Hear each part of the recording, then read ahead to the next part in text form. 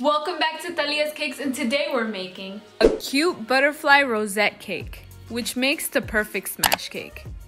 The first thing I started on were the gum paste butterflies.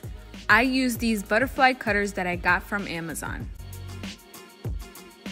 After cutting out the butterflies, I folded one side of the wings like this, and I left it to dry like that. If you're going to use fondant, make sure to mix in some Thalias powder, or else you won't be able to fold the wings like I did. I left my butterflies to dry like this overnight. I made some pink and I made some purple. Now we can fill and stack this cake. I'm going to place down a little bit of buttercream so I can hold down my layer onto the cake board. And then I'm going to fill in the cake with American buttercream. Now I can give this cake a crumb coat and place it into the fridge for 30 minutes and then give it its final coat.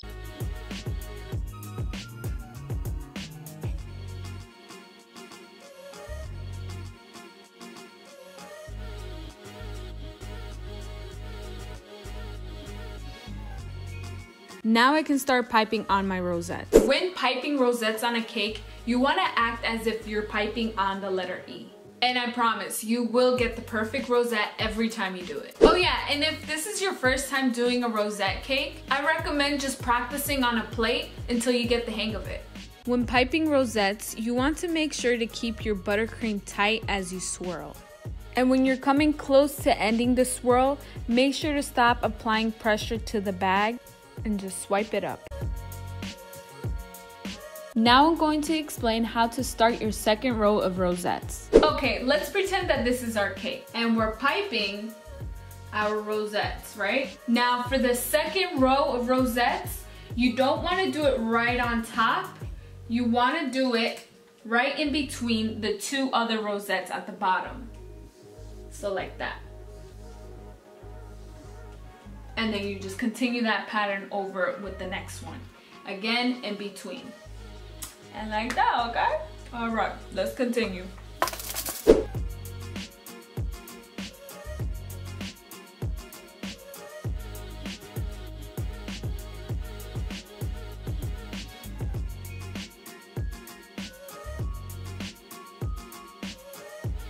Now let's say you messed up on one. Don't worry, it's not the end of the world. Just scrape it off and try again. For the very top of the cake, you want to start at the edges before you can get to the middle.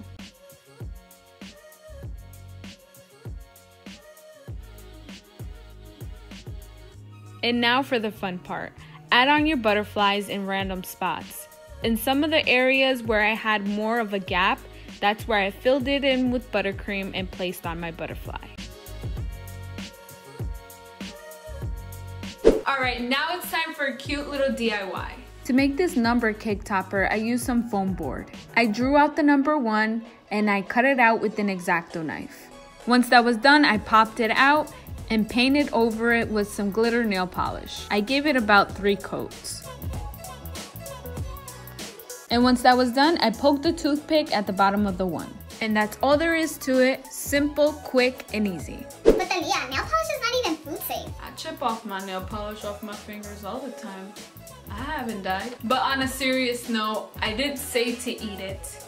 You just take it out of the cake before you cut into the cake, and that's it. It's not gonna hurt nobody. But if you still have a problem with it, don't do it, okay? Hey, it was just a DIY. And there you have it, a beautiful, simple butterfly rosette cake. If you're new to cake decorating, I highly recommend trying this cake out first. I feel like it makes like a good first practice cake. You know what I mean? If you enjoyed this video, please give it a thumbs up. Hit that notification bell so that way you're notified every time I upload a new video. And if you're new here, please don't forget to hit that circle button right over here to subscribe to my channel to continue to receive more awesome content like this. Or like this. Thank you so much. God bless.